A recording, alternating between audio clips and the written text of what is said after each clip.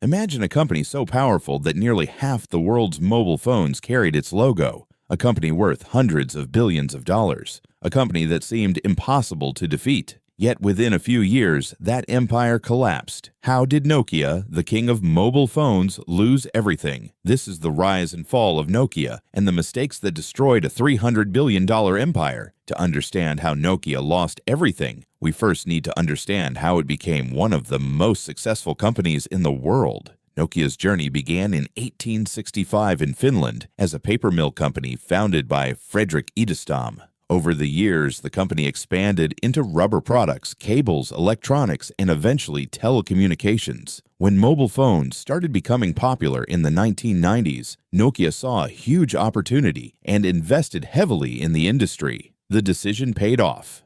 Phones like the Nokia 3310 became famous for their durability and reliability. By the early 2000s, Nokia had become the world's largest mobile phone manufacturer, controlling more than 40% of the global market. Millions of people trusted Nokia, and for many, owning a Nokia phone was simply a part of everyday life. At the peak of its success, Nokia looked unstoppable. But everything changed in January 2007 when Apple introduced the iPhone. Unlike traditional phones, the iPhone offered a revolutionary touchscreen experience and a powerful software ecosystem. Soon after, Google launched Android, giving consumers even more smartphone choices. While competitors focused on building modern software platforms, Nokia continued relying on its aging Symbian operating system. Although Nokia had talented engineers and vast resources, the company failed to move quickly enough. Executives underestimated how important software and applications would become in the smartphone era.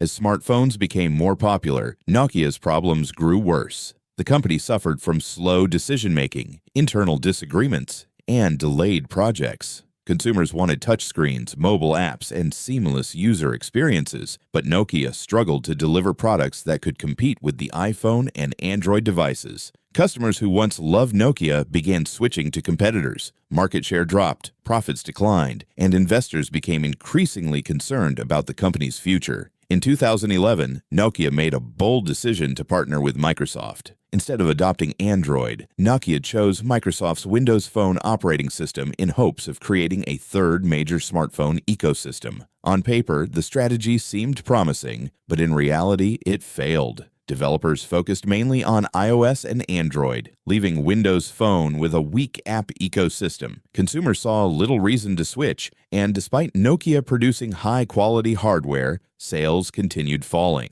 The partnership that was supposed to save the company ended up accelerating its decline. By 2013, Nokia's situation had become critical. In a move that shocked the technology world, Nokia sold its mobile phone business to Microsoft for more than $7 billion. The company that once ruled the global mobile industry had lost its crown.